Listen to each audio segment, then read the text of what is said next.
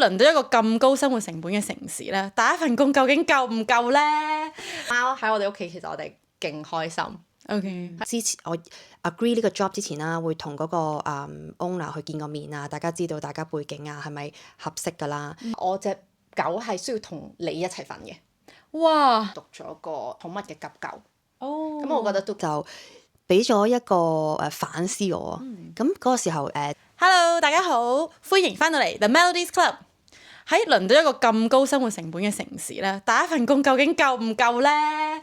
所以今集咧，我哋就要講下其中一個 side hustle pet sitting 啦。咁就會探討一下究竟係點樣喺倫敦 pet sitting 嗰個 scene 係點樣咧，同埋究竟賺幾多錢咧？相信都係大家最關心嘅嘢。咁今集我哋就有 K 同埋 Celia， 佢哋大家咧都係有喺倫敦 pet sitting 嘅經驗嘅。咁 to start with 咧，就想問下點解一開始會開始 pet sitting 呢個 side hustle 咧喺倫敦？應該你開始先係係啊，我開始先啊，就係講緊當你係一個身在異地幾個月都冇收入，你乜嘢都要做噶嘛，咁就要開始去探究、去發掘究竟有乜嘢可以做啦。除咗喺嗰個時候，我嚟到倫敦自己不停做 interview 之餘咧，就發掘到一樣嘢叫做 pet sitting。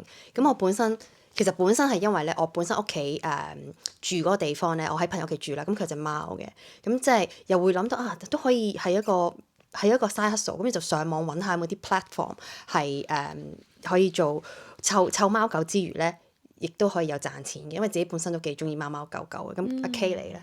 我嘅 idea 係，唔係 Celia 係呢個 side hustle 之王嚟嘅，因為我呢個 idea 都係 from Celia 嘅。咁你嗰次係介紹咗俾我啦，然後即係7年前開始咗做 pet sitter，咁然後嗰陣時就接咗，其實唔係接咗好多 job 啊，一開始嘅時候一兩單咁。咁其實因為我自己喺香港嘅時候，其實冇自己屋企係冇養寵物嘅，但係我嗰陣時係有做 volunteering，就係做 dog walker，咁所以我就有即係照顧walk 狗嘅經驗啦，咁就所以由pet sit 狗開始嘅我係。咁其實會唔會係你有呢啲 experience 嘅時候，即係照顧動物嘅 experience 啊，或者你自己屋企係有寵物嘅話，係容易啲攞到呢啲 job 嘅咧？如果完全係冇嘅話，會唔會比較難啲？我覺得因為一開始嘅時候你 sign up 一啲唔同嘅 platform 啦，其實你 compete 緊嘅係呢個 platform 入邊嘅。即係所有嘅其他 pet sitter 啊嘛，咁當然有好多人都係有經驗㗎啦，即係有好多十幾20年嘅經驗，自己有養寵物嘅，咁所以我會話 to start with 咧，有陣時如果你想拎到第一單咧，就係可能係價錢嘅問題嚟嘅。Okay. 即係有啲好 experience 嘅人啊，即係有加上佢喺嗰個 platform 度係已經係 5-star reviews 咁樣，佢已經有200幾個 reviews，咁你啱啱開始起步係好難去同佢 compete 嘅，咁就所以價錢一開始就唔會 set 得特別高咯。當時係啊。OK。同意嘅。咁當然阿 Phoebe 頭先講話經驗其實都係一定有幫助㗎啦，因為人哋去請你at least一定有經驗，你點樣去同動物相處，去好 basic 點樣去照顧一啲貓貓狗狗都係好需要嘅經驗嚟嘅。我相信呢啲經驗都係幫到第一份 job land 到喺你嘅手上嘅。OK。咁可唔可以方唔方便透露下第一單 job 收幾錢啊？嗰陣時你記唔記得？哇！我記得好平喎，我收好似差唔多 volunteer。given 係 that 啊 K 係有 volunteer work 嘅，所以其實其實我 technically 一開始係零嗰係，但係我嗰陣時一開始，因為我真係太中意小動物啦，咁所以其實我係願意 volunteer 做呢件事嘅，我唔係真係純賺錢嗰個角度，所以我仲記得我第一單嗰陣時係接到我最中意嘅breed 係啦，係我記得我嗰陣時第一單應該係一個 Labrador 嘅 puppy， 勁得意。所以我冇賺唔賺到錢冇乜所謂，同埋呢啲都係喺我屋企附近，即係我 sign up 嘅時候，通常都係有得俾你揀喺屋企嘅距離有幾大啦，我就揀咗可能1個 miles 入邊，即係我起碼可以搭到車去，又唔需要太大 effort 嘅。如果唔係我車錢都會蝕咗嘅，嗰幾多單嘢做完之後係啊。OK。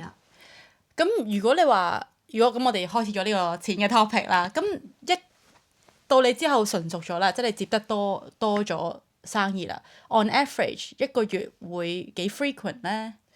我個 range 都幾大，即係而家我真係有一啲 regular 嘅客啦，咁亦都有通常有兩類客嘅，一係做 regular 就係可能我每一個星期都湊隻狗，可能1至2次，或者係 holidays 佢哋會嚟揾你嘅。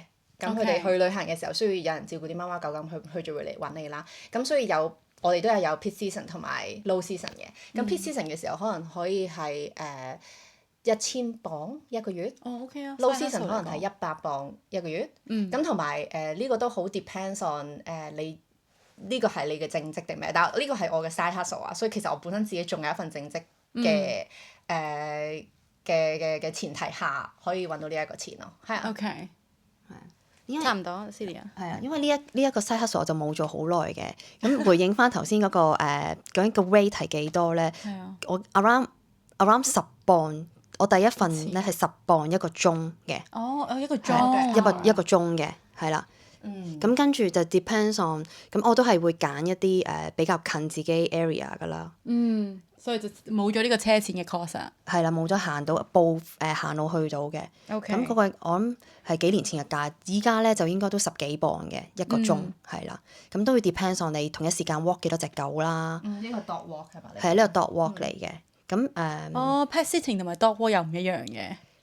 有幾個種類嘅。第一咧就係 dog walk 啦，即係去放狗啦。通常都係2個時段嘅，就係通常啲狗通常就係朝早同埋 evening 佢要去 walk 嘅。有一啲狗要 walk 3次啦，即係 depends on 佢大中細狗咁樣啦。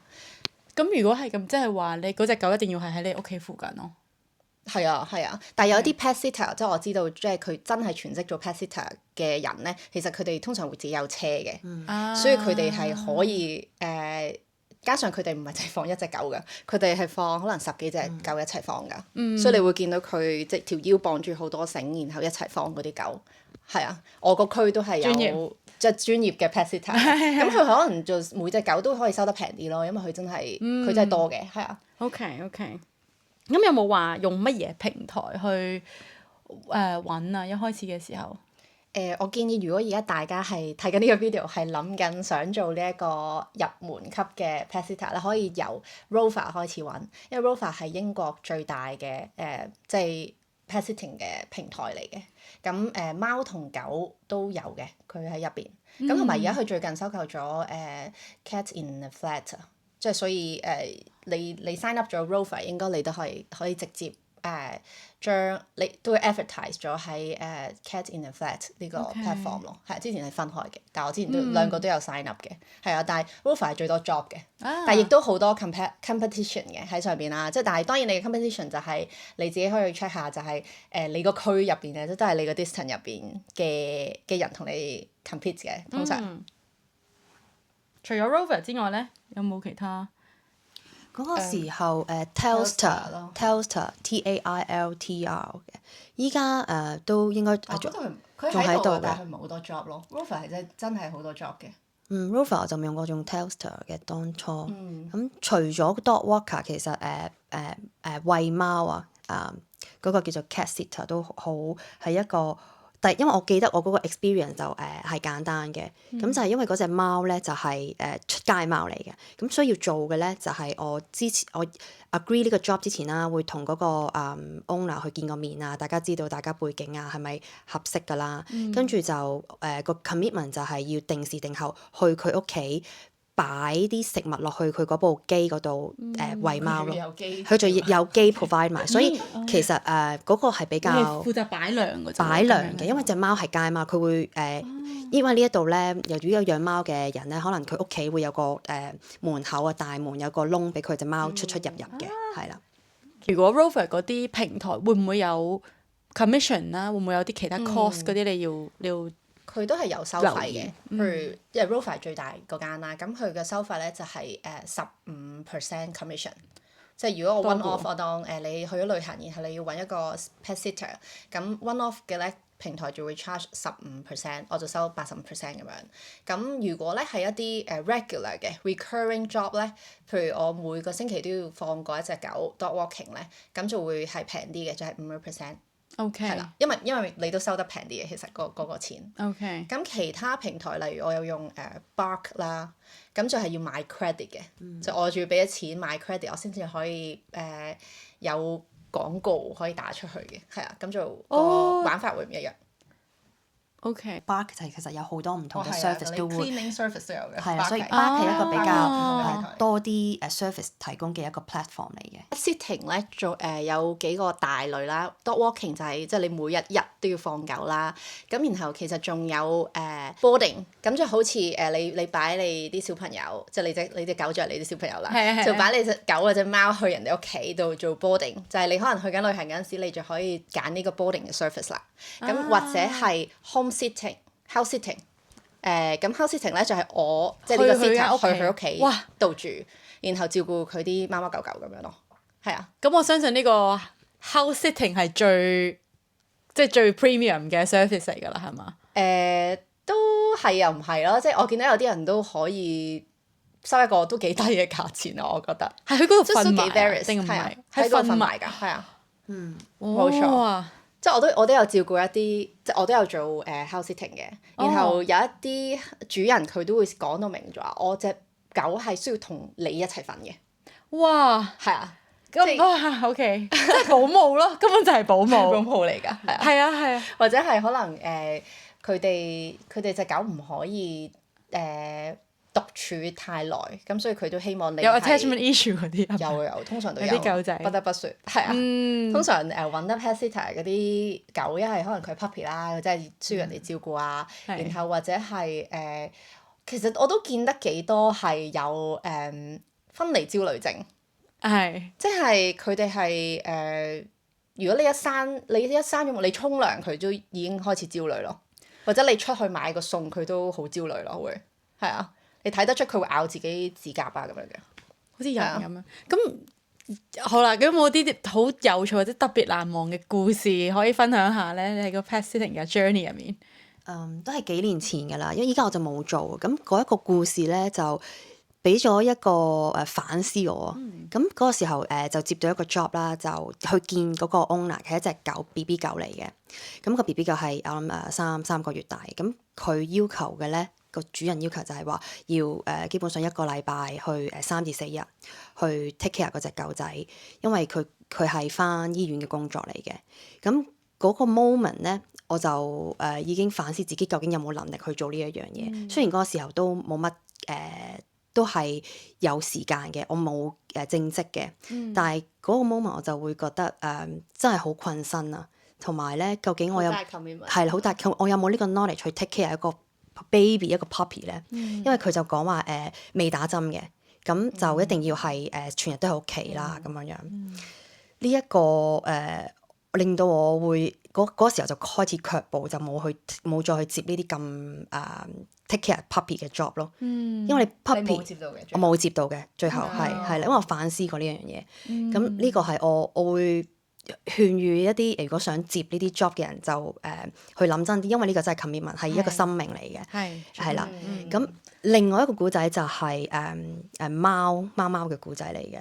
貓嘅故仔純粹係因為我前排就發現自己對貓毛敏感嘅，咁即係變相呢一個 job 就唔再係我嘅 option 啦。咁我都會建議，譬如如果你本身可能身體有啲唔舒服，或者可能唔知有咩敏感嘅話，你 before take 呢個 job 之前，你都要諗真啲，因為你同嗰隻動物相處，譬如阿 K，你話可能 job 係同嗰隻狗瞓，咁你會唔會對狗毛有敏感咧？呢一啲你 take 呢個 job 或者你 apply 呢個 job 之前都要諗真啲，因為對於你自己身體嘅嘅一個照顧咯，係照顧你身體嘅部分嚟。即係我當如果你係 take 咗一個boarding 嘅 job，即係你帶咗隻貓嚟你屋企，然後人哋又去咗旅行啦，咁你真係冇辦法，你都要照顧佢。甩唔到，係。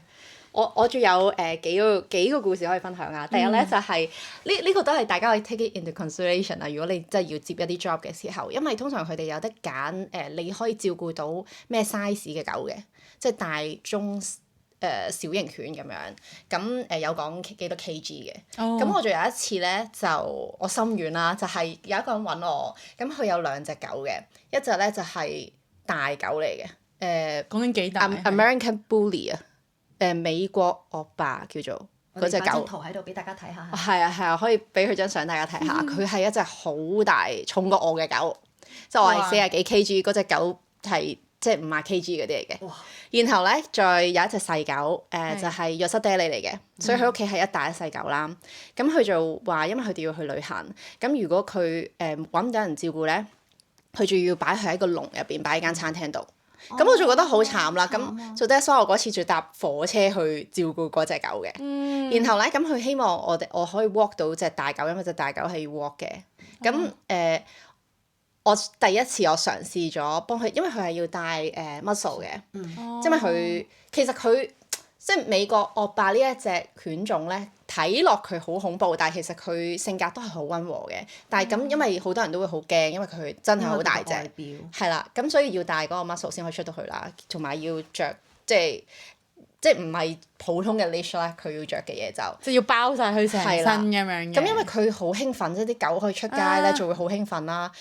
佢係我唔知你有冇睇過任何嘅片，就係如果一啲大狗咧，你拖緊佢出街 walk 緊佢嘅時候咧，其實可以佢太興奮，佢可以扯走，佢絕對係會可以扯走我。係，即係你就會跟住，你都有人身危險咯咁樣。係，即係我試過嘗試想 walk 佢，想帶佢出嚟，我係真係 walk 唔到。即係冇辦法，但係佢屋企有個 garden 嘅，咁我仲可以喺 garden 同佢玩咯。好彩，係啊！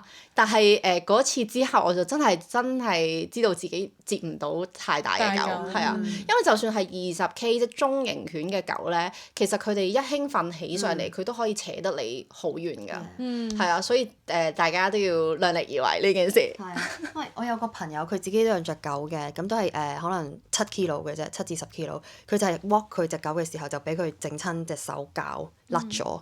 就係因為係啊，因為你其實係真係要你唔好即係當好輕輕鬆鬆 walk 狗啊，你真係要用力㗎嘛，你都知道，你係要扯住，因為佢你唔除非同埋你如果你唔熟悉嗰隻狗，你唔知道佢做啲咩嘅，你更加要係去扯實條繩咯，係啊。所以通常如果你要做接任何新狗之前咧，我哋都會有一個見面嘅，即係同個主人同埋隻狗一齊見一次先嘅。OK。即係你都要隻狗係 OK，你。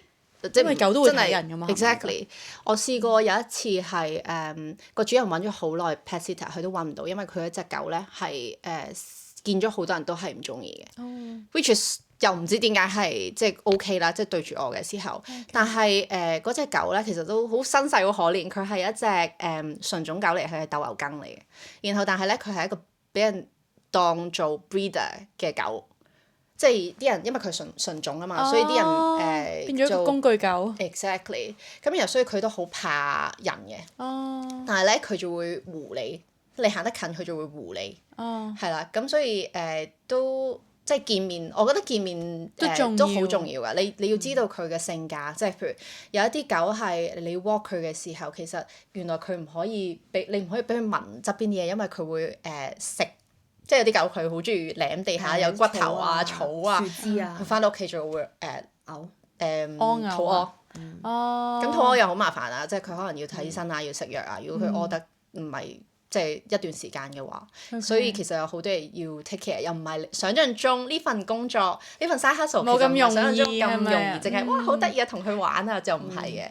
即係我亦都有遇過係譬如有啲狗係有老人痴呆嘅，佢有 dementia，然後佢要食藥嘅。同埋佢因為佢有 dementia，佢一定要淨係行每一日行同一條路。如果行第二條路咧，佢可能會你會 trigger 到佢。係啊，所以咁得意㗎。都係啊，所以你要知道好多呢啲嘢，即係同個主人要有好好嘅溝通啦。有啲咩突發嘅事，你知道要揾邊一個人啦。同埋即係 Rover 就會呢個平台就係佢會有一個保險，同埋佢亦都會有一個保障。有啲咩突發嘅事，其實佢有啲 hotline 係你可以同平台嘅人聯絡嘅。但係如果你係想自己 freelance 做咧，其實市面上亦都有一啲保險你可以買嘅。即係 as 一個 freelancer， 你做 pet sit 其實你可以買保險嘅，係啦，亦都可以。咁因為我之後遇到好多唔同 case 嘅狗喎，即係有好多可能係有關節有問題啊，你要餵佢食藥啊，或者係有好多唔同地方要注意嘅，或者係 puppy 亦都有啲嘢要注意嘅。咁我自己就讀咗個寵物嘅急救。咁我覺得都幾有用嘅，係啊，幾好啊！呢個就有責任嘅 pet sitter。係啊，我覺得都係幾 differentiate 你同其他 competitor 咯，我覺得，即係同其他 pet sitter 可能唔係每個人都會讀，又唔係好難讀嘅，即係有啲 online course 嚟嘅。當然有啲係可以去 centre 度讀啦，係啊，好快讀完嘅啫。錢真係唔容易賺。中意貓嘅朋友就可以沿住呢一個方向發展，其實都幾得意嘅。如果你真係好中意貓狗嘅話，又可以寓工作於娛樂。咁 side hustle 嚟講，其實我覺得千幾磅一個月唔錯咯。當然 depends on 你淡旺季啦，但係係一個好嘅選擇咯。有冇啲Kaya？你呢排有冇啲好開心，覺得好？我聽到你頭先就咁講好多比較困難嘅，都係一啲要 concern 嘅 factor 啦，去接觸。咁有啲好輕鬆嘅 encourage 啲人去做呢一個。唔係overall我都覺得係好，我好中意呢一做 pet sitting 嘅。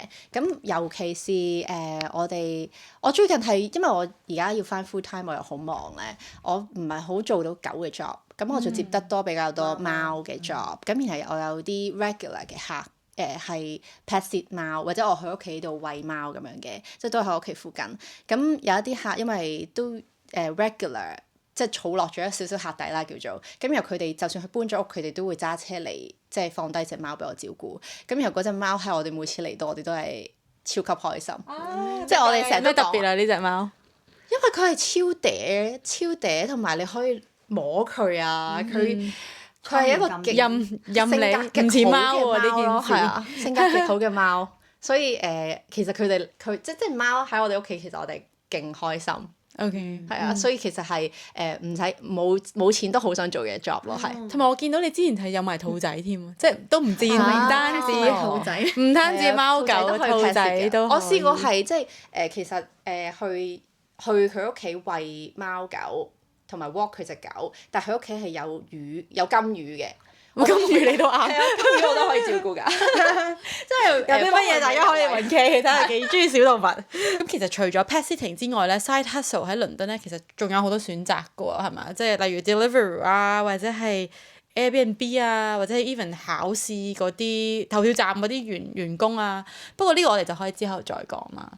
咁如果大家有啲乜嘢 idea 或者有啲咩問題關於 pet sitting 嘅 side hustle 嘅話，都可以留言俾我哋㗎。咁今集咧就呢個分享就到差唔多啦，記住 like、comment 同埋 subscribe 我哋嘅 channel 啦。拜拜。